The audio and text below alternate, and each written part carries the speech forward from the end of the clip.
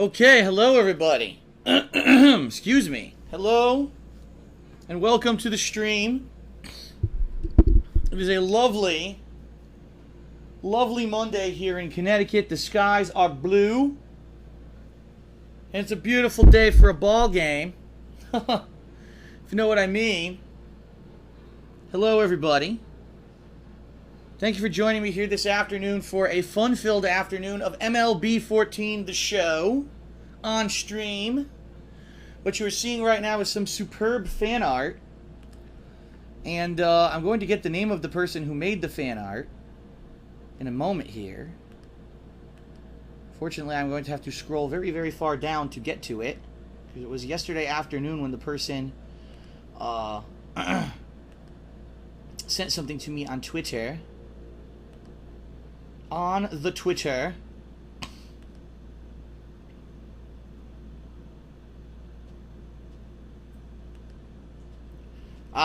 So this is from Muna, or at Muna Draw Shits.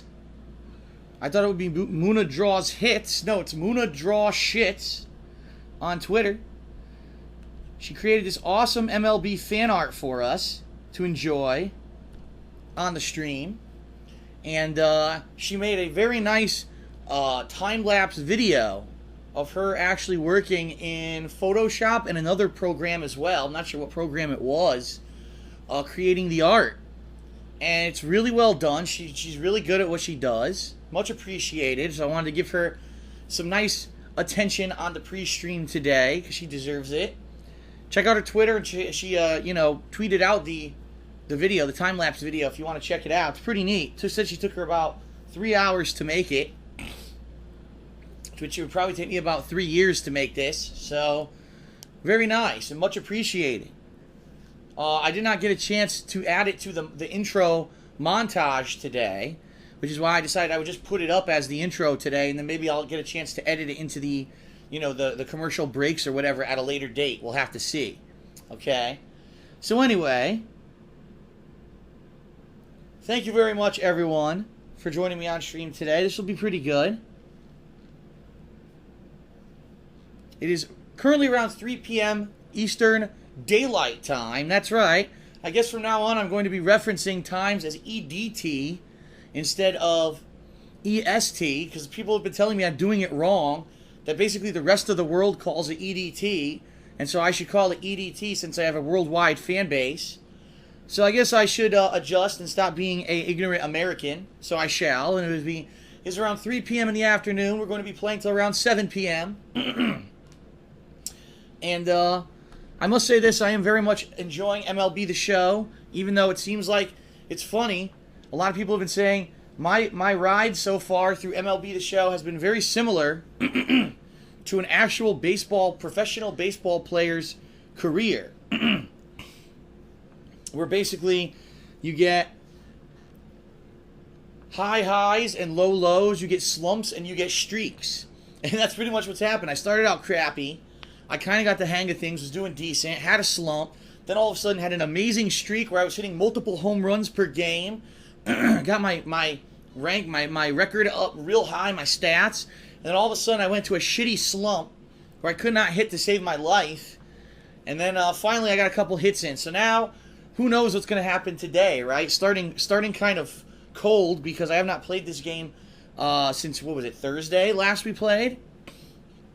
Yeah, so, 4 days of being away from a game can seriously change the way that you play it.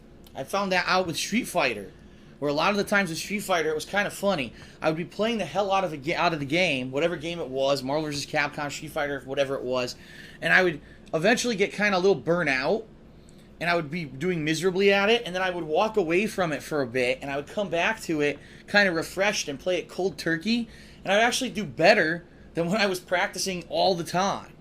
Now, I don't know if that's going to be the case today. It may be the opposite, and I do terribly today. Who knows? But we shall see what happens with today's gameplay. Okay? So, we're going to be doing that till around 7 p.m.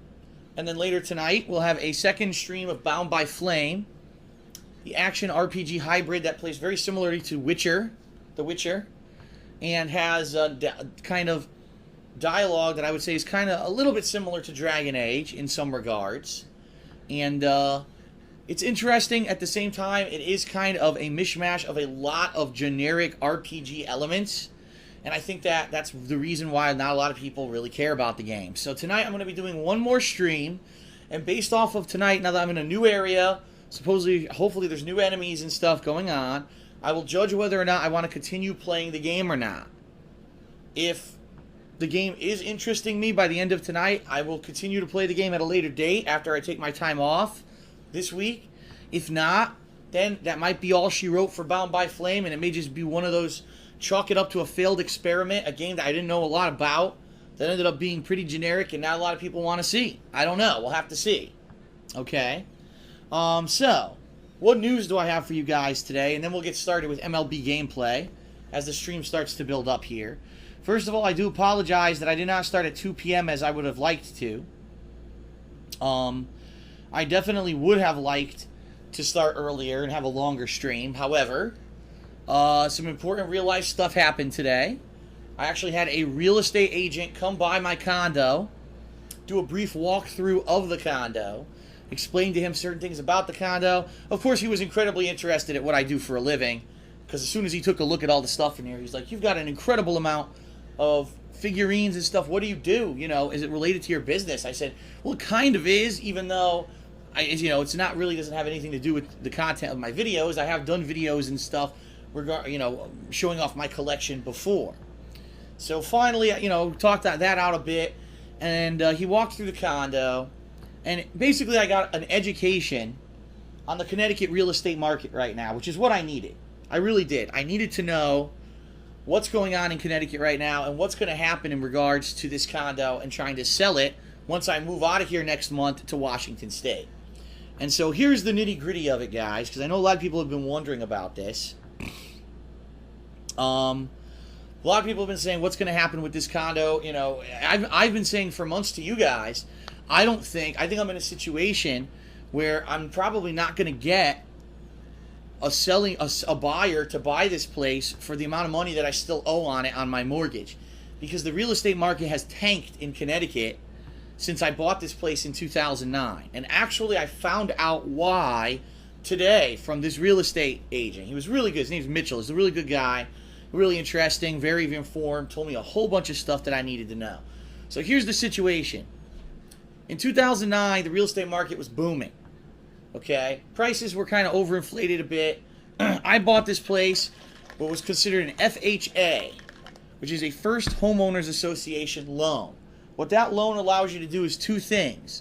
Number one, you get a promotional interest rate that's low, and at the time, the interest rate that I got was very low for the time.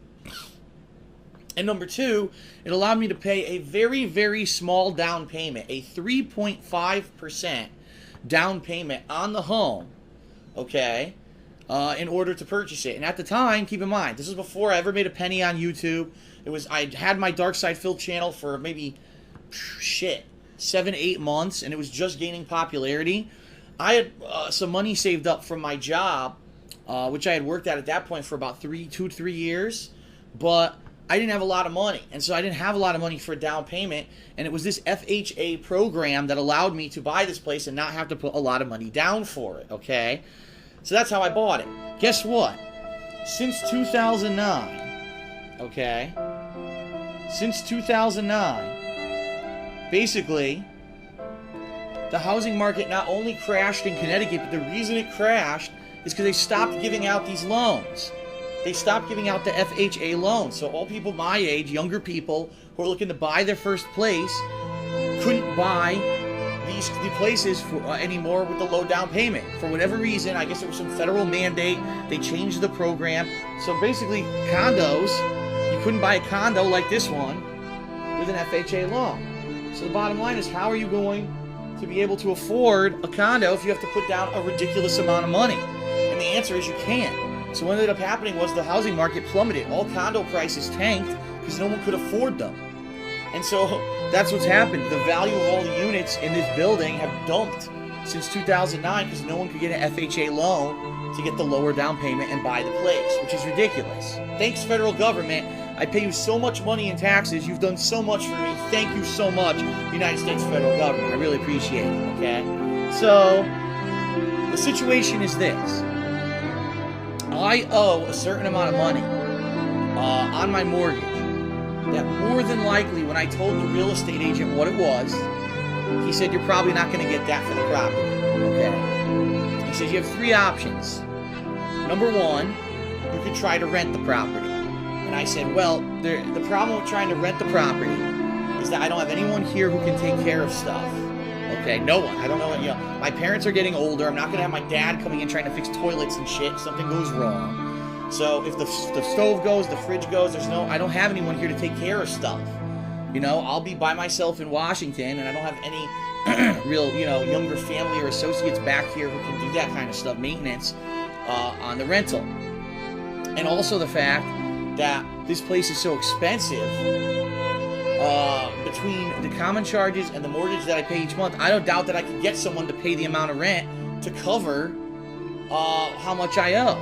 So I may be bleeding money if I do that regardless, okay? So that's number 1. That's option number 1, renting.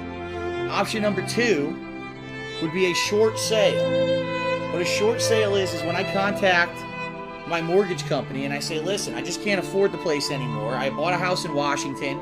I can't be paying 2 mortgages, so I need to sell it for less than what I owe on it. And the bank could either say, okay, well, you know, what kind of offers do you think you can get? And if they say, okay, I can get someone to buy it for $10,000 less than what I owe, the bank might just say, all right, you know what, in this market, with the way the market is, rather than have this guy stop paying the mortgage and we have to try to foreclose on the house, maybe we'll just let him sell it for that much and we'll call it even Steven. So that could be a possibility where they allow me to short sale the place, but because I am current on the mortgage, because I'm not really in financial jeopardy of anything, unfortunately, it may not, you know, the mortgage company may not want to go that route, okay? They may just want to say, well, screw it. No, you just keep paying tough shit. And then the third and final situation that I can go is, let's say, for example, again, let's say I get someone that, okay, I'll buy the place for 5 to 10 grand less than what you owe on it. I agree, but then I pay the difference out of my pocket.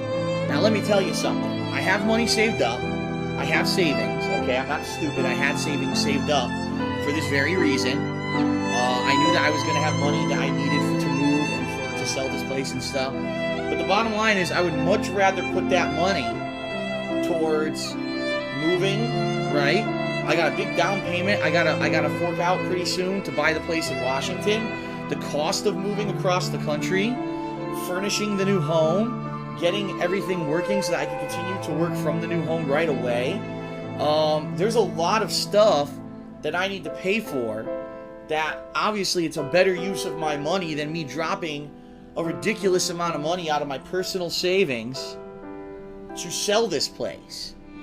But the bottom line is this, right? Let's say, for example, I think I estimated that maybe I paid between $1,400 to $1,500 a month to have this condo in Connecticut, okay? Now imagine I can't sell the place. So now I'm paying a new mortgage out in Washington. In addition, I'm still paying this mortgage. So it's really a condition of, what do? Do you gradually bleed money while you try to find some perfect scenario of someone who wants to pay enough, or that the bank will finally let me sell it for less, and continuously bleed $1,500 a month out of my bank account, which is not going to last very long? You know what I mean? Or do I take a massive hit up front and say I will pay this huge difference in what a buyer will pay and what I owe, just to get rid of it and say I don't have to worry about this fucking place anymore. I don't want to hear about it ever again. I just want to focus on my new life in Washington State. So it's going to be a very, very, very tough situation coming up.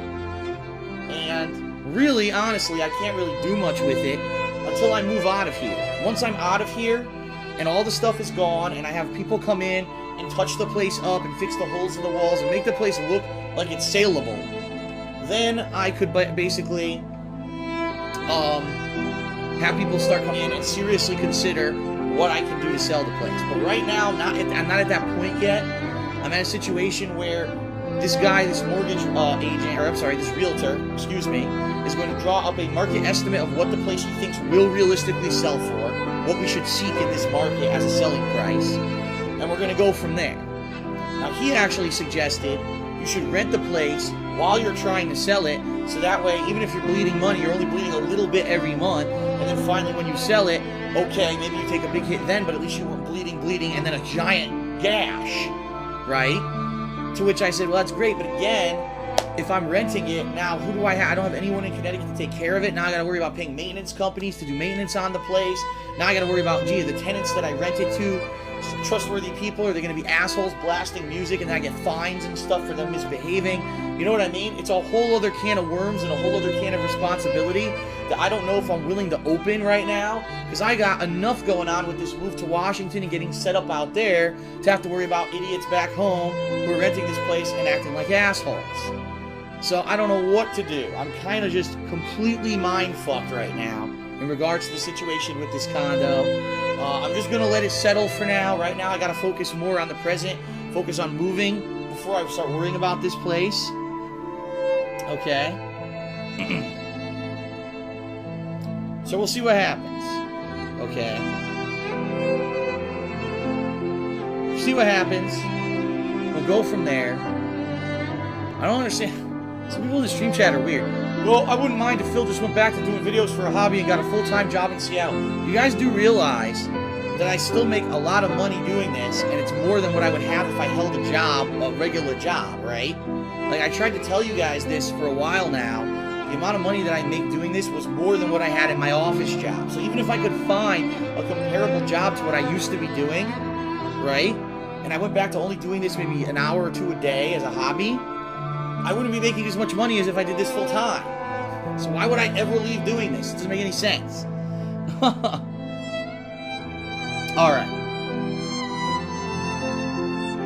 So anyway, that's the situation I'm in.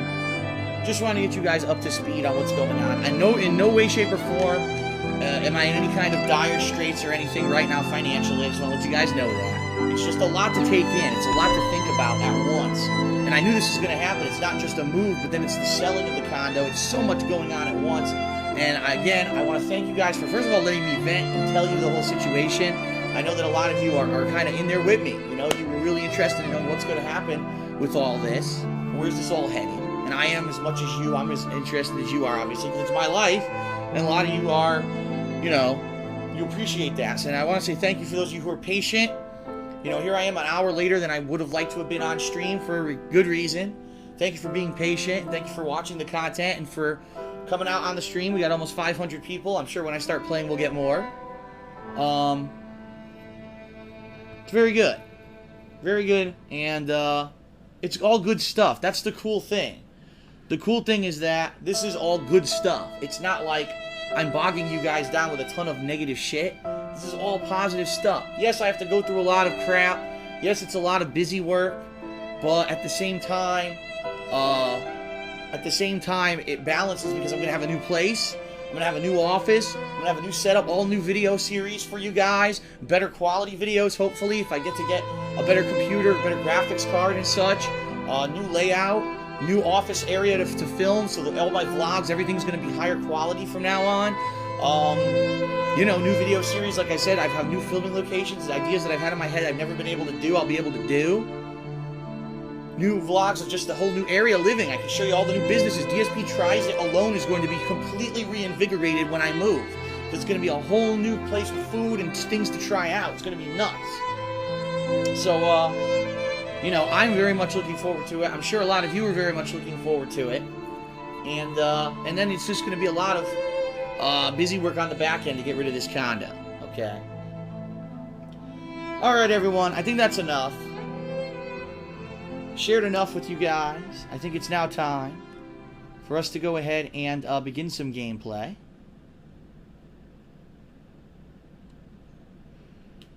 Wow. Thank you. I want to say thank you to... I would love to say his name, except that it keeps scrolling off the fucking screen. K Dizzle. He says, mad respect... Because a lot of other streamers out there say that, you know, their viewers are their friends, but they don't share any kind of this stuff, any of this personal stuff. Listen, you guys know that since 2008, when I started on the internet, on YouTube, I like to say this, and I hope that at least my reputation and what I have done, how I've represented myself on the internet is true, that I am the realest motherfucker on the internet. You know, I hide nothing from you. I share everything. Of course, I don't share my sex life and stuff like that, but I share, you know, this kind of stuff, because let's face it, this is my life, and this is my business, and you guys watching my content and me sharing stuff with you is how I make my living, but also it's how I live, right? It's my day-to-day life.